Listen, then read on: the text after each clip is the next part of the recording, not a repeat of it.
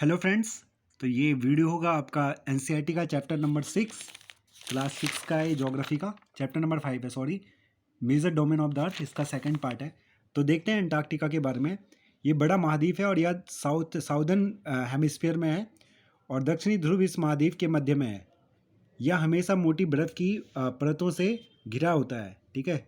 जो लेयर होती है आइस की, उससे हमेशा ये क्या होता है, ढका रहता है, घिरा होता है, कवर्ड होता है। भारत के शोध केंद्र, ठीक है, मैत्री व दक्षिणी गंगोत्री यहाँ पर है और यहाँ पे अधिकतर देशों के जो वैज्ञानिक शोध केंद्र हैं, ठीक है, जहाँ पे वो रिसर्च करते हैं, जो हमारे साइंटिस्ट होते हैं, उनके यहाँ पे अलग अलग तरह के डिपार्टमेंट बने हुए हैं। तो मैत्री व दक्षिणी गंगोत्री एक तरह के हमारे यहाँ पे क्या है, रिसर्च सेंटर बने हुए हैं अंटार्कटिका में।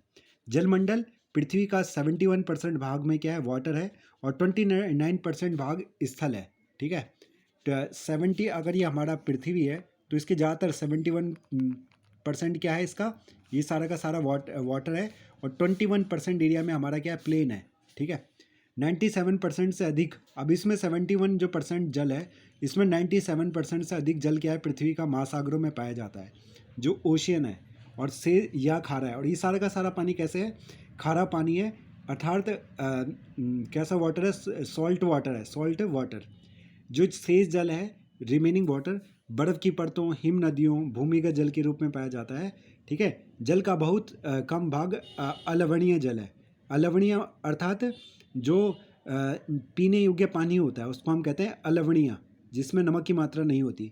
महासागर ये आपस में एक दूसरे से जुड़े हुए हैं और 5 महासागर जो सबसे बड़े हैं वो ये हैं, प्रशांत, पैसिफिक, अटलांटिक ओशियन दूसरे नंबर पे, हिंद महासागर, दक्षिणी गंगोत्री, दक्षिणी गंगोत्री नहीं, सॉरी, दक्षिणी महासागर इसको बोलते हैं, साउथ ओशियन, और आर्कटिक ओशियन, ठीक है फ्रेंड्स। तो ये हिंद महासागर, इसी के नाम पे हमारे इंडिया का नाम क्या है, इंडियन ओशियन है।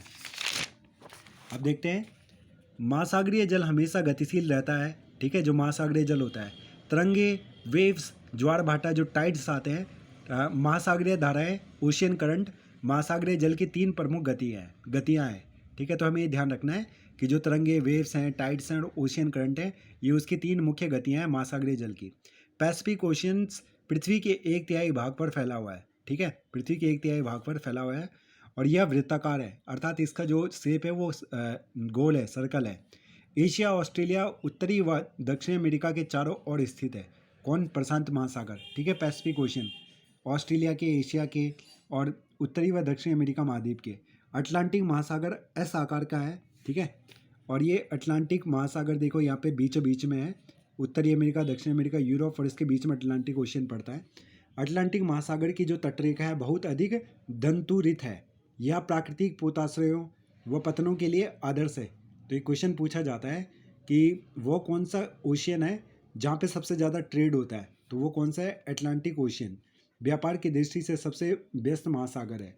हिंद महासागर की जो शेप है वो त्रिभुजाकार है, ठीक है, ट्रायंगल शेप है इसकी, और उत्तर में एशिया, पश्चिम में अफ्रीका, पूर्व में इसके ऑस्ट्रेलिया कॉन्टिनेंट है।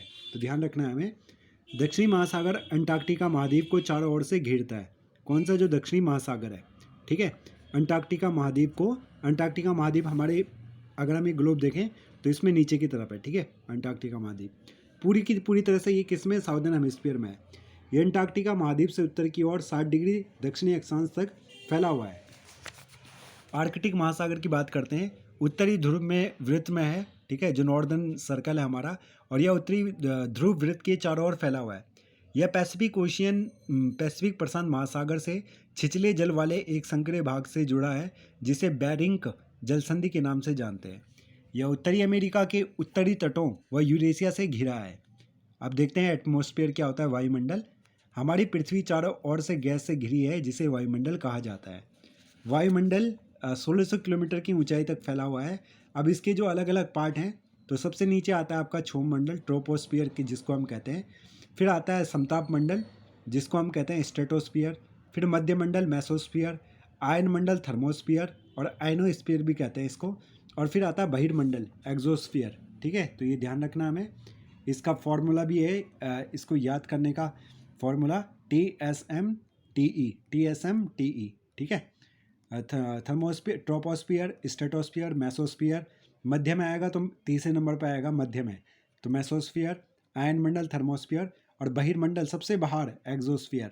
ठीक है, तो पहले के दो अगर याद हो गए तो लास्ट वाले आराम से हो जाएंगे। ये सबसे बाद में आएगा तो इसको आराम से याद कर सकते हैं, बहिर्मंडल। ये सबसे पहले याद आएगा, याद करना है क्षोभ मंडल।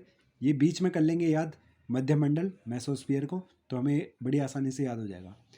21%, 78% हमारी क्या है पूरे उसमें ऑक्सीजन है, और 21% क्या है, सॉरी गलत लिखा है मैंने थोड़े से यहाँ पे, 78% यहाँ पे नाइट्रोजन और 21% ऑक्सीजन पाई जाती है हमारी जो एटमॉस्फेयर है, और 1% ऑर्गन कार्बन डाइऑक्साइड, नाइट्रोजन इत्यादि, ये सारी की सारी गैसें हमारे एटमॉस्फेयर में पाई जाती है।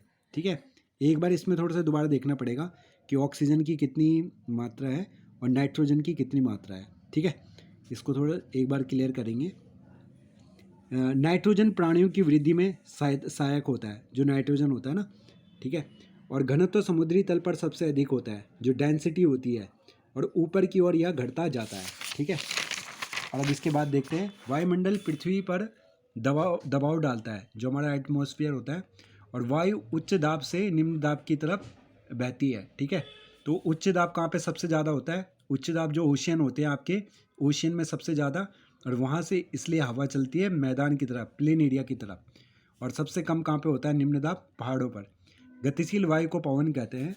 जीव मंडल जो बायोम होता है, यह स्थल, जल तथा हवा के बीच का एक सीमित भाग है।